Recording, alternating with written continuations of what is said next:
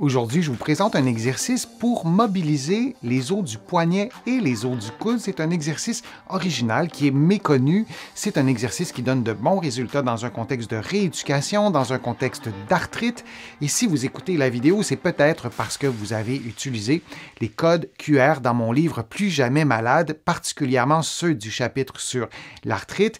Si vous n'avez pas le livre entre les mains, soyez sans crainte, vous allez comprendre toutes mes indications et vous allez pouvoir faire l'exercice facilement. Je veux vous montrer les os du poignet, oui, mais surtout les muscles du poignet. Il y en a plusieurs, les muscles de l'avant-bras. Et les muscles de l'avant-bras, c'est pour l'essentiel des muscles qui vont mobiliser la main et les doigts. Et ces muscles ont besoin d'être stimulés, ont besoin d'être recrutés de différentes façons. Et les articulations, la même chose, les articulations du poignet et du coude doivent être mobilisées. Et dans la vie de tous les jours, on utilise beaucoup ces articulations-là, on les utilise tout le temps. Et quand on a eu une fracture, quand on a eu un accident, si on a un phénomène inflammatoire, de l'arthrite, parfois le corps normalise la réduction de mobilité, on ne s'en rend plus compte et on ne l'utilise plus et on la perd. Alors l'exercice que je vous propose, c'est pour stimuler cette mobilité. Vous le savez, aucun exercice sur ma chaîne ou dans mon livre ne doit reproduire ni augmenter la douleur. Si c'est le cas, vous consultez un professionnel de la réadaptation, un physiothérapeute ici au Québec ou un kinésithérapeute de l'autre côté de l'Atlantique. L'exercice se fait assez simplement, vous allez voir, les mains devant vous, les paumes l'une contre l'autre, les poignets à environ 90 degrés d'extension et les avant-bras à l'horizontale. Et ça, c'est la position de départ qu'on va maintenir du début à la fin de l'exercice. On ne veut pas perdre cette horizontalité des avant-bras. Et ce qu'on doit faire, vous le voyez, on fait une rotation, c'est-à-dire qu'on tourne les mains de façon à ce que les doigts pointent vers soi, puis on tourne les mains dans l'autre direction de façon à ce que les doigts pointent devant soi.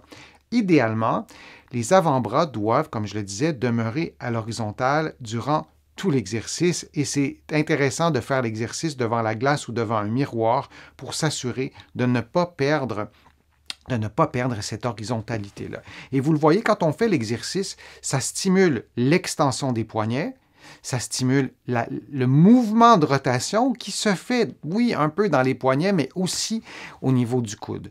Et là, je vous le dis souvent dans mes vidéos, l'objectif, ce n'est pas de reproduire exactement ce que je fais, mais bien de faire l'exercice en s'appuyant sur ce que vous voyez, mais aussi en tenant compte de votre propre mobilité. Parce que si vous tentez d'aller au-delà de votre mobilité, ça ne fonctionnera pas. Vous allez peut-être vous faire mal à la limite. Et on a chacun notre mobilité.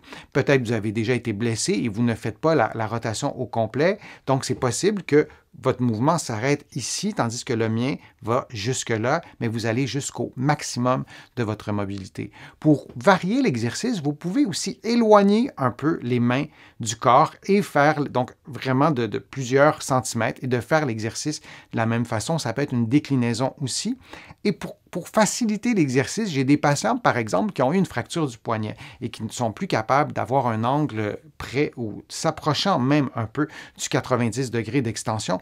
Vous pouvez mettre un objet, vous pouvez mettre une serviette roulée, une petite débarbouillette entre vos paumes de la main. Donc, il n'y aura pas de contact qui se fera. L'angle sera modifié, ça sera plus facile et vous pourrez peut-être faire l'exercice. Ça peut être une façon de contourner cette difficulté-là. Souvenez-vous que c'est un exercice de mobilité et je vous l'ai dit souvent sur ma chaîne, les exercices de mobilité dans un contexte de rééducation doivent être combinés à des exercices de renforcement. Donc, vous allez en trouver sur ma chaîne de ces exercices de renforcement. Vous allez en trouver dans mon livre aussi et je vous encourage à vous construire un petit programme ou à suivre mes programmes d'exercices que je vous offre sur ma chaîne, des programmes d'exercice en temps réel. Donc, vous me suivez, on les fait en même temps. J'espère que ces indications, cet exercice vous sera utile et je vous dis à une prochaine fois, à une prochaine vidéo.